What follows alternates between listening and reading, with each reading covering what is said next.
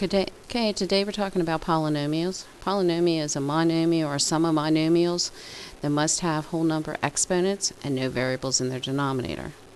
A monomial is a one-term polynomial, for example 2x. There's no addition or subtraction signs. An addition and subtraction sign separates your terms. So if you have an addition or subtraction sign, then you're going to have at least two terms. If you have two terms, you have a binomial. An example of a binomial is 2x minus 1. There's one addition or subtraction sign in between the two monomials, making it a binomial.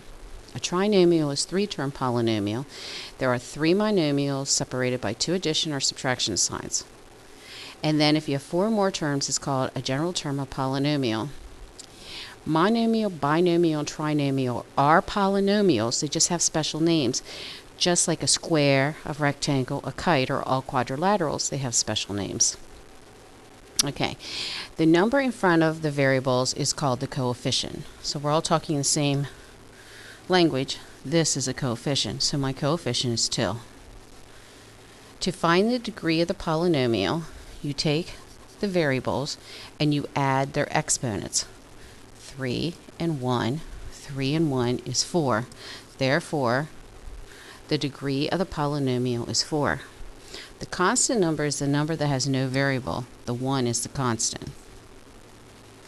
So just so you know what coefficient is, degree, and constant as we talk about it. A constant has a degree of 0. The reason it has a degree of 0 is because there are no variables, so there can't be any exponents to add together, so that's a 0.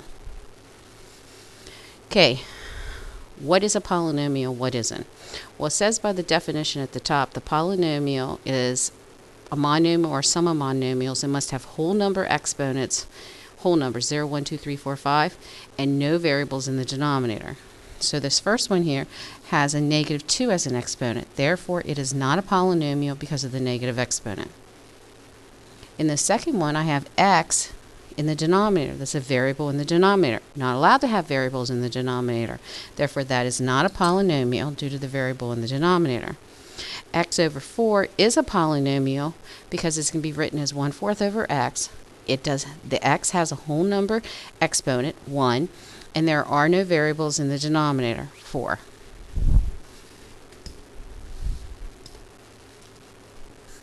Four x squared plus 6 over 2 is a polynomial because the x on the top has a whole number exponent, 2, and in the denominator there is no variables.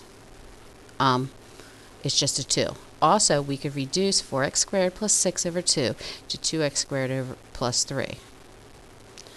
In the next one, 3xy plus 1 over xy minus 2 is not a polynomial because xy is in the denominator and I cannot get rid of it by reducing it with the numerator. Therefore, there is a variable in the denominator, and if there's a variable in the denominator, it is not a polynomial. Okay, adding and subtracting polynomials. When we add and subtract polynomials, you can do the horizontal or the vertical method. I'm going to show you an example of both, and you can decide which one you want. Sometimes people do combinations of two of them, especially with multiplication. In the horizontal method, you write everything out in one big line. That's a cubed plus 6x squared minus 4, and you combine terms. Negative 4x cubed plus 2x cubed is negative 2x cubed. 9x squared and 6x squared is 15x squared. X and nothing is x, and negative 3 and negative 4 is negative 7. In the vertical method, you do it like you added when you first started adding in columns. You stack everything up in the column they belong with. So negative 7 plus x plus 15x squared minus 2x cubed. You get the same answer. It's just which way you like better. Same thing happens with the horizontal method for subtraction. Negative 4x cubed plus 9x squared plus x minus 3. But when we do this minus, we have to distribute it the whole way across. So minus 2x cubed minus 6x squared plus 4. So, negative 6x cubed when I put it together this time. 9x squared minus 6x squared is 3x squared plus x plus 1. This horizontal method would be, let me erase my marks here. So we go back to it. Negative 4x cubed plus 9x squared plus x minus 3 minus 2x cubed plus 6x squared minus 4, and I would distribute across. I'd still get 1x, 3x squared, but again, and negative 6x cubed. So you take your choice of which method you like better. Sometimes I use one, sometimes I use the other, but I wanted to give you different choices. Okay, now we're getting back into function notation. This says take f and g and add them together, keep x. So I'm going to take f, add it to g, keep x in there. So I have 2x squared plus 4x minus 5. The next one says take f and subtract g. Change colors, so 3x squared minus x plus 1 minus negative x squared, which is plus x squared, minus 5x minus negative 6, which is plus 6. So 4x squared minus 6x plus 7. The next one says to take f and g, add them together, and put 2 in. Now, some people would come right over here and put 2 in here, but the problem is, in my thinking, is if you made a mistake here and you put 2 in, you're going to have another mistake. So I like to check it 2 places.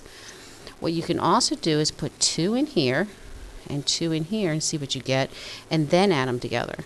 So 3 times 2 squared minus 2 plus 1. 4, 12 minus 2, 10 plus 1, 11. So this is 11. And then put 2 in here. 2 squared is 4, negative 4, plus 2 times 5 is 10 minus 6. Negative 10 plus 10 is 0. And now add them together. 11 plus 0 is 11. Now if I want to check it, come back over here and do it. 2 times 2 squared plus 4 times 2 minus 5. 4, 8. Plus 8, 16. 16 minus 5 is 11. So apparently I did it right the first time. Also, now that I already know that f when I put 2 in is 11, and fg when I put 2 in is 0, I can just do 11 minus 0 and get 11 for this one as well. I can plug it back in here. 4 times 2 squared minus 6 times 2 plus 7. 16 minus 12, 4 plus 7, 11. And double check myself all over the place. So, add f and g, keep x. Subtract f and g, keep x. Add f and g, put in 2. Either put it in here and find the answer, or put 2 into f and g separately and add them together. Whichever one you find is easier for yourself. Or do it in both, double check yourself. F minus g, either take the 2 and plug it in here, or take the 2 and plug it into f and then plug it into g and then subtract the 2. Or like I said, do both to just make sure you check yourself. Now when we multiply polynomials, the things that you have to remember is our exponent rules. If the bases match, you add and keep the exponent. But the coefficients actually get multiplied. So 2 times negative 6 is negative 12. The bases match, so I keep the base and add the exponents. The bases match, so I keep the base and add the exponents.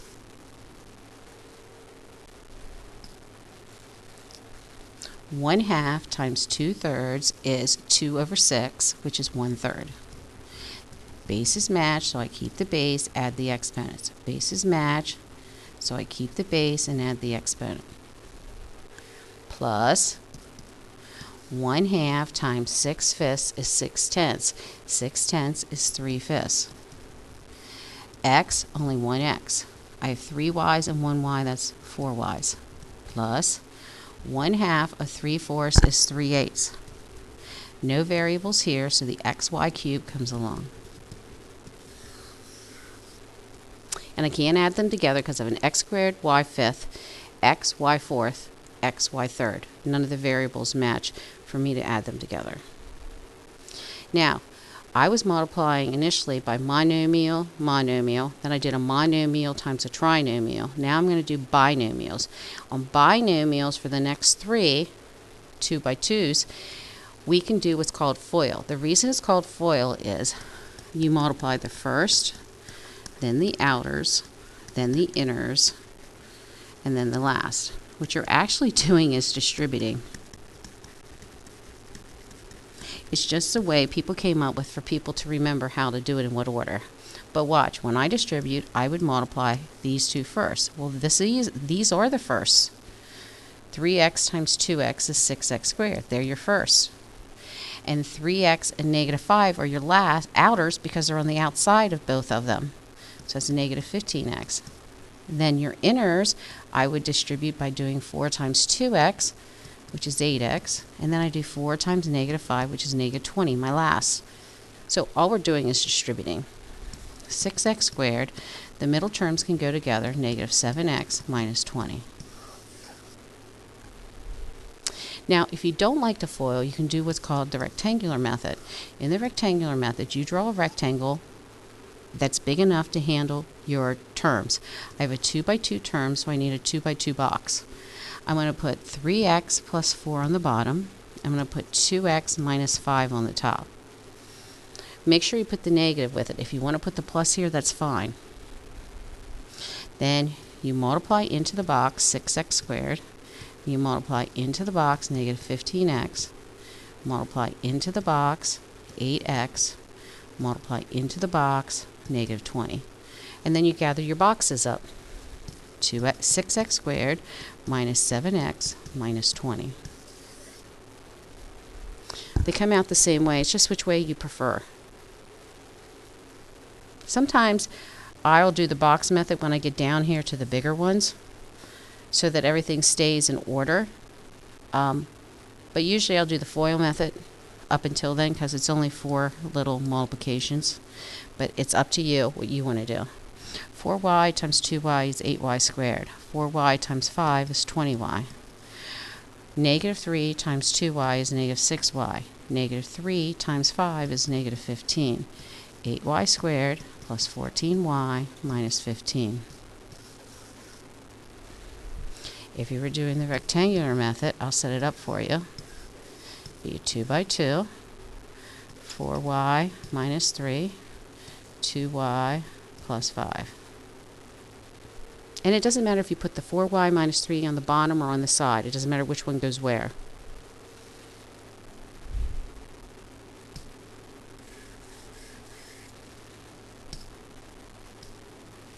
Okay.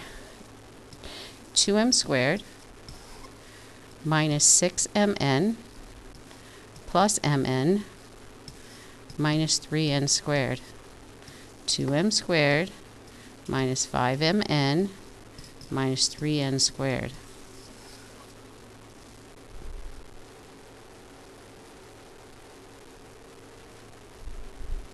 Okay, for the next one, I'm going to do the FOIL method and the rectangular method just to show you.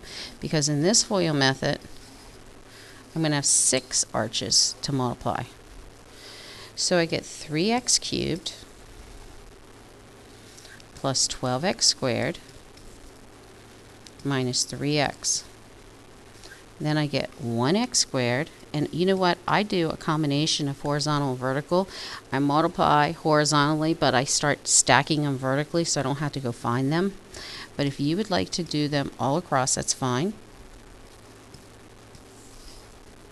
-1x, 13x squared, 3x cubed. Now, if I was doing the rectangular method, I'd have to build a 2 by 3 or 3 by 2, one way or the other. It makes no difference. I usually build it longer than taller.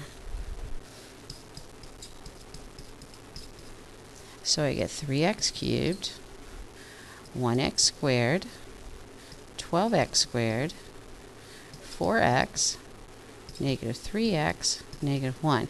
Now the good thing about the rectangle is it sets everything up. So see, your x squares are in line, your x's are in line, so it's easier to put together.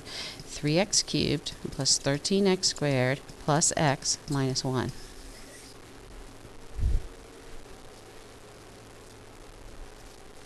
So you can pick your method.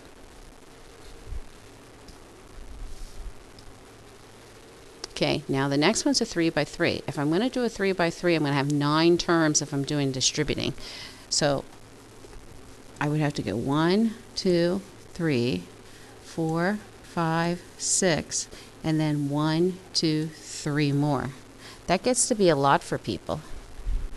So a lot of times I will see them, so they don't make a mistake, go to a 3 by 3 box, and then that just keeps everything organized so that you don't have to worry if you make a mistake. You can see things clearer. 4x squared, well, maybe it's not 4x squared. How about 2x to the 4th? Thinking backwards. 2x to the 4th, negative x cubed, 3x squared. 10x cubed, negative 5x squared, 15x. 4x squared, negative 2x, 6.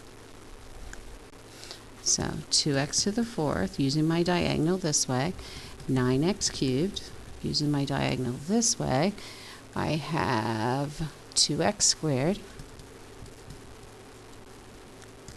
plus 13x plus 6. And like I said, you can distribute it out. It's just all those 9 terms are going to be in a long line, which isn't a problem as long as you can keep your multiplication straight as you're going across. That's why I always kind of suggest to go to the rectangle for the larger ones. Okay, some things that you need to know. You have to know the rule for difference of squares. The difference of squares are 2 binomials, and they're exactly the same except one has a minus and one has a plus. It doesn't matter which one has the minus or the plus. What that does is when you do your foiling, your middles will drop out. Okay? If your middles drop out, then you're only worried about your first and your last. So you're going to be squaring the first and the last. Let me show what I mean. This is x squared plus 7x minus 7x minus 49. Look, the middles drop out. So you get x squared minus 49. So if I know that from the beginning, I don't even have to multiply the middles. 3x times 3x is 9x squared. 2 times negative 2 is negative 4, and I'm done because I already know the middles are going to drop out. Now, there is a rule for perfect square binomials, and when I was growing up, I needed to memorize it. But I really don't feel it's that important for you to memorize. But what it is square the first, square the last, multiply the middle, multiply the 2, and double it. So I'll show you what that means. Square the first, 4x squared is 16x squared, square the last, multiply together, 12x, and double it.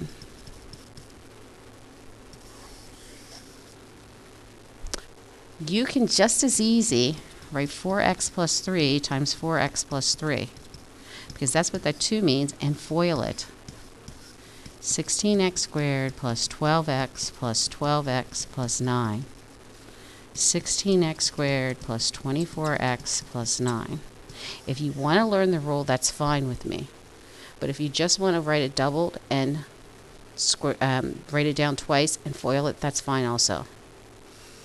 I'll do the rule again. Square the first, square the last, multiply the middles, and double them. Or write 3z minus 5 times 3z minus 5, because that's what that squared means. Get 9z squared minus 15z minus 15z plus 25. 9z squared minus 30z plus 25. Still get the same answer.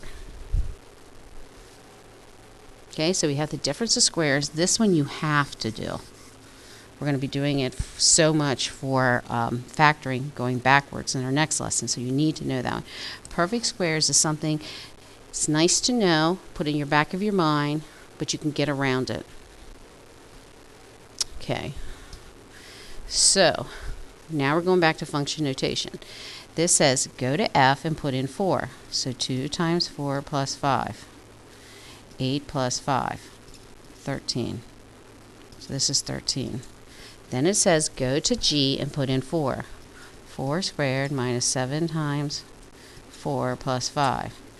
16 minus 28 plus 5.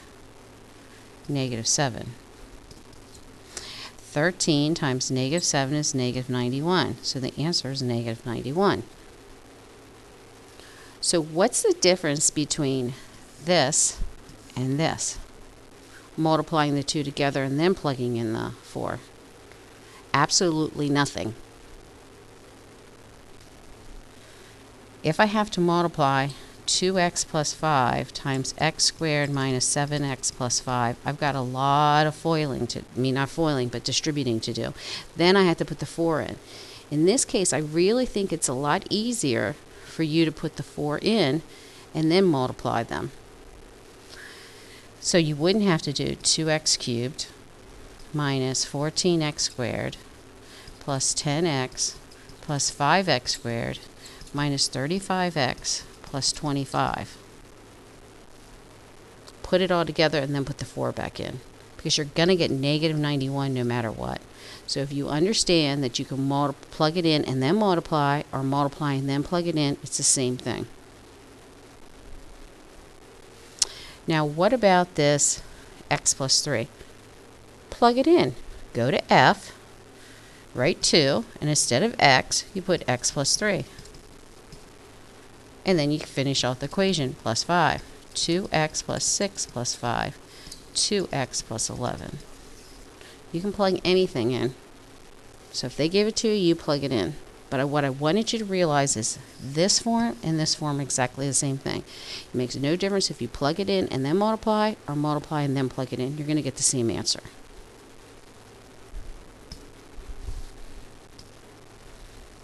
Okay, dividing polynomials. These first two are being divided by a monomial. A monomial are on the bottom. So what we do is we treat them like fractions. 24 over 18 reduces to 4 over 3. And if I have 5 z's on the top and 3 z's on the bottom, there are 2 z's left on the top. Divided. It's just like reducing. On a division of a monomial into a trinomial, I take the monomial and split it up and put it under each of the terms of the trinomial. Then I reduce. 12 over 3 is 4. 4 p's on the top, 2 p's on the bottom, 2 p's left on the top. 15 over 3 is 5. 3 p's on the top, 2 p's on the bottom, 1 p left on the top. 3 divided by 3 is 1. 2 p's on the top, 2 p's on the bottom, they're gone. The reason I like to split them up is, let's say this last one, just for example, was 5p squared over 3p squared. Well, then the p squares cancel out, but you still have 5 over 3 as your answer. Sometimes you won't end up with a whole number. You might end up with a fraction, so it's best to split it up if it has monomial on the bottom. Now, if you have a binomial on the bottom, it's different. We're either going to do long division like you did when you were in elementary school, where you take the dividend and you divide it by the divisor. Here is your job. Your job is to make this x look like that x exactly. Well, to get from x to 4x squared, I need to multiply by 4x. So I'm going to take 4x times both of these. 4x times x is 4x squared, and 4x times 3 is 12x. I'm going to put it underneath here. Then you have to remember your next step in long division is subtraction. So I'm going to subtract. So I'm going to change the sign of both of them. This first one should drop out. I'm going to add together, get negative 5x, bring down my next number, 3. Now my job is to make this look identical to this. To get from x to negative 5x, I have to multiply by negative 5. So I multiply both of these by negative 5. I get negative 5x minus 15. Remember, I'm going to subtract, so it's change the sign, gone, 18. Now I have no other numbers to bring down, so that is my remainder. We do not put R18. We go around the clock and pick it up. So it's 4x minus 5 and 18 over x plus 3.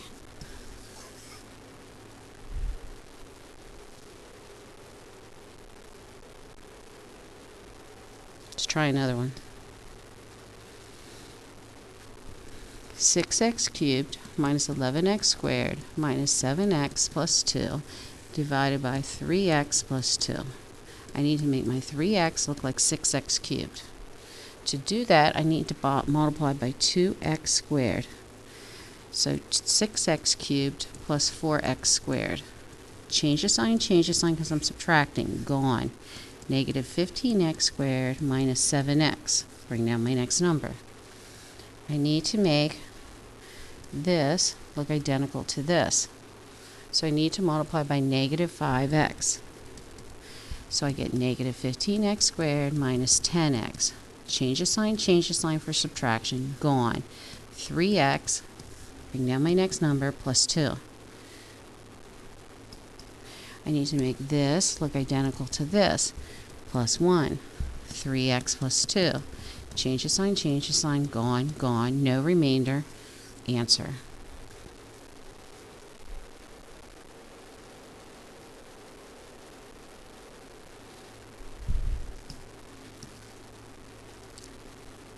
Now in the next one, I have an x cubed, but I have no x squared, and I need a position for that x squared. I have no x, so I need a position for that x minus 1.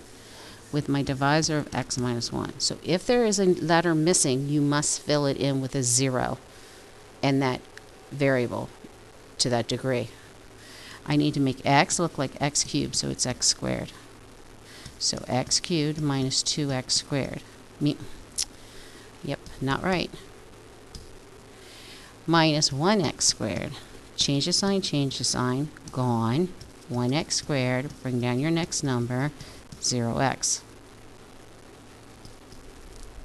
I need to make this x look like this x, so I need an x.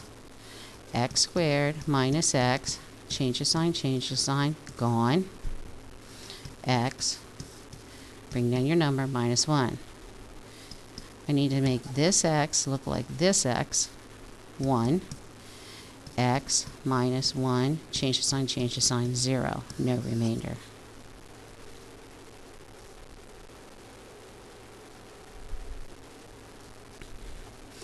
2x to the fourth, and that fourth is supposed to be a power, minus x cubed minus 3x squared plus 13x minus 4, all divided by x squared minus 2. Now the difference between this one and the other ones we did is the binomials we divided by 4 before, which were our divisors, were all to the power 1. This is to the power 2, and in a minute I'll explain to you what that means in effect to some other methods. But it has no effect to this method. I need 2x squared, I need x squared to go to 2x to the 4th, so I need 2x squared. So I get 2x to the 4th minus 4x squared. Now look where I put the 4x squared. I got to put it in the right column. Change the sign, gone. Bring down this, and my next number. I need to make x squared look like negative x cubed. So negative x. So I have negative x cubed plus 2x. Change the sign. I'm going to move over here. This is gone. I have x squared plus 11x minus 4. Make this look like this, plus 1. 1 is x squared minus 2. change the sign, change the sign. Gone. 11x minus 2.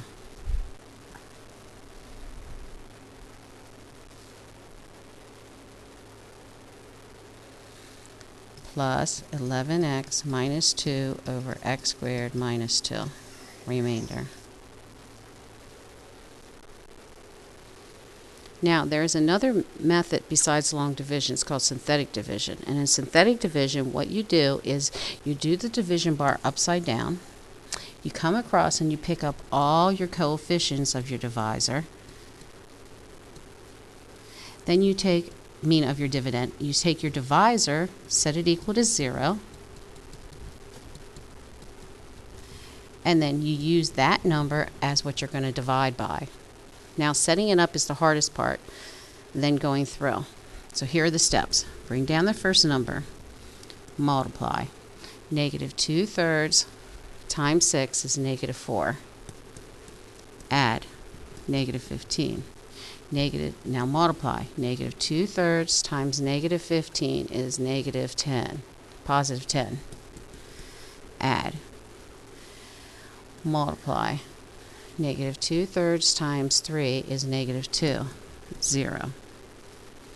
Now, with the exception of the remainder, if any of these numbers are divisible, you have to divide them out. So I get 2, negative 5, and 1. Now, every time you divide, the exponent drops 1. So I started with x cubed. Now I'll be at x squared, x, and nothing. And I get the same answer. It just takes a little practice because it's more rules to remember. Let's try it again. Upside down L. We started with a 1. There is no x squared. There is no x. And it's a negative 1. Go to the divisor and set it equal to 0 and use that as what you divide by. Bring down your first number. 1 times 1 is 1. Add. 1 times 1 is 1. Add. 1 times 1 is 1. Add. Can't divide them any lower. I started with cubed, so this is squared, x, plain, no remainder.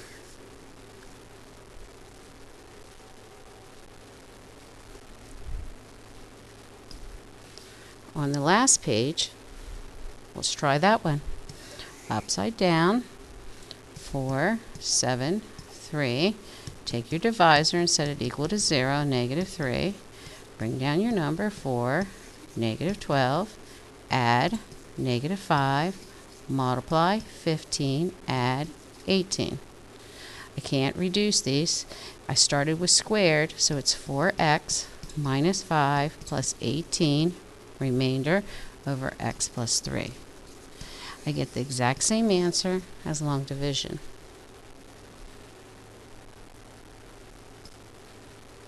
Now, because this divisor had this exponent of 2, it is not a good one to do synthetic division on, because I would have to x squared equals 2.